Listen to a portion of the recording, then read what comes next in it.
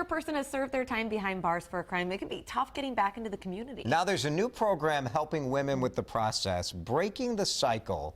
Writings by Women in Prison is a collection of stories written by 43 women who are involved in a personal writing group at the Residential Reentry Center of Roseville.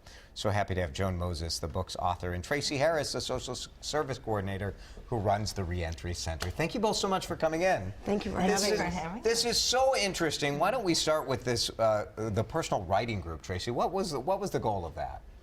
Oh, the goal of that was for the women initially just to write and express themselves and to talk about the things that they've been through in their life. Joni came in and would ask them, for 5 minutes, write about the time you're happiest in your life, or for 5 minutes, write about the time where you experienced the most sadness. It was, the idea was to get them in touch with their feelings, to kind of work through some feelings that they've never talked about before. Joan, what kind of crimes did these women who participated in the program commit?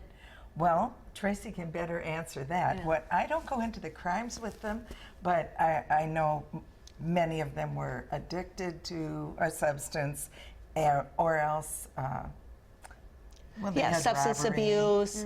We have a lot of conspiracy for drugs. We've had women there for attempted murder.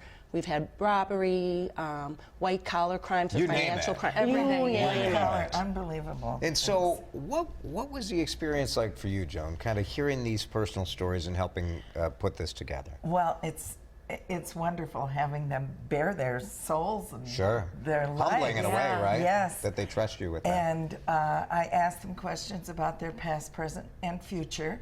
So we're also helping set goals, and it's very therapeutic going through past experiences. I'll ask them what they're most grateful for and positive things, but I'll also ask them who was most impacted by your incarceration. Wow. And questions like that. Boy, that opens up the... Oh, yes, and I asked most of them to write about their mother. If they don't want to write about mothers specifically, they will write about their families, their growing up. I'll ask them what they wanted to be when they were 12. So how did you two connect to write the book? Well, I was at the center about 10 years ago with a writing teacher of mine who came weekly, or he came monthly, and asked me if I would come along with him.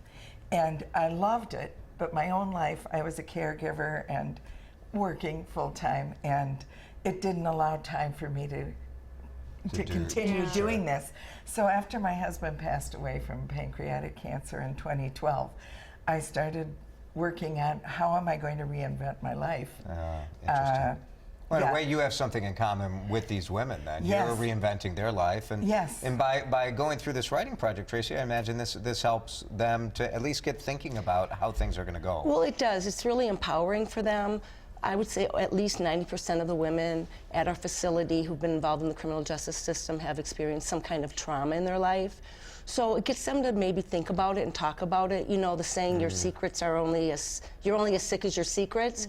If they talk about it, it's very therapeutic for them, and they feel that they're not alone anymore. You know, it's very empowering, and it makes them feel part of a group. What do you think was the biggest surprise that you discovered when you were going through a project like this? I'm surprised at how they relate to each other in not knowing all these things about each other, because they live together, you know, 24/7. Sure. And it is very bonding, as Tracy said, for them to hear that other people have had the same experiences, because they come from all over, from different facilities in their federal or state. They don't necessarily know each other. Or they know people. When they get there, they find out there are people that they do know, but they don't know these things. And it's very difficult. At first, it was difficult not to be shocked and surprised and cry. But I held it together. And they trusted me. And I told them, I'm not here to judge you or to change you. I'm a volunteer. And I just get here to give you a tell their voice. stories, yeah. Yeah. The book launch for Breaking the Cycle, Writings by Women in Prison, will take place Sunday, April 30th from noon to 3, St. Mary's Maronite Church. That is at 602 University Avenue Northeast in Minneapolis. We want all these women to successfully reintegrate into society. We do. So they don't Yes. end up back in prison again. So thank you for, Yes. for helping them along that road.